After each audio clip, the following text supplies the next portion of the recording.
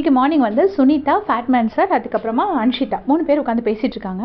அப்போ வந்து சொல்கிறாங்க ஜாக்லின் போயிட்டா. ஜாக்லின் வந்து கிளியராக ஃபேட்மேன் சார் சொல்கிறார், ஜாக்லின் வந்து கிளியராக சொல்லிட்டு போயிட்டா, என்னோடய சப்போர்ட் வந்து முத்துக்குமாரனுக்கு தான், நான் ஜெயிக்கலைன்னா நீ ஜெயிச்சுட்டு வா, என் சார்பாக நீ ஜெயிச்சுட்டு வா அப்படின்னு சொல்லிட்டா. ரயன்கிட்டையும் பேசினா, உனக்கு நான் ஓட்டு போடுறேன்னு சொல்லிட்டு போனா அப்படின்னு சொல்கிறாரு. பட் டிஜிட்டல் ஓட்டிங்னு சொன்னால் கண்டிப்பாக முத்துக்குமாரனுக்கு தான் பயங்கரமாக ஓட்ஸ் வரும் அப்படின்னு சொல்கிறாரு. சொன்ன உடனே அன்ஷிதா சொல்கிறாங்க, முத்து தான் டாப்பு, கண்டிப்பாக முத்து தான் அப்படின்னு சொல்லி அன்ஷிதா சொல்கிறாங்க.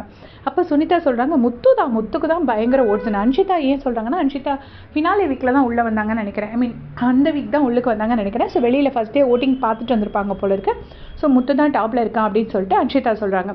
அப்போ வந்துட்டு சுனிதா சொல்கிறாங்க, முத்து தான் டாப்பு, பட் ரியாலிட்டி ஷோவில் எது வேணால் நடக்கலாம். யார் நினச்சிருப்பாங்க பவித்ரா இருப்பா, ஜாக்லின் இருக்க மாட்டா டாப் 3ல், அதாவது டாப் 5ல் அப்படின்னு சொல்லிட்டு சுனிதா சொல்கிறாங்க.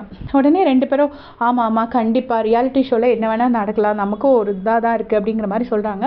அப்போ ஃபேட்மேன் சார் வந்து எகெயின் அந்த மாதிரி சொல்கிறாரு, ஜாக்லின் சொல்லிட்டு போனாங்க, பட் ஆல்ரெடி இருக்கிற ஃபேன்ஸ் போட்டுகிட்டே தான் இருப்பாங்க.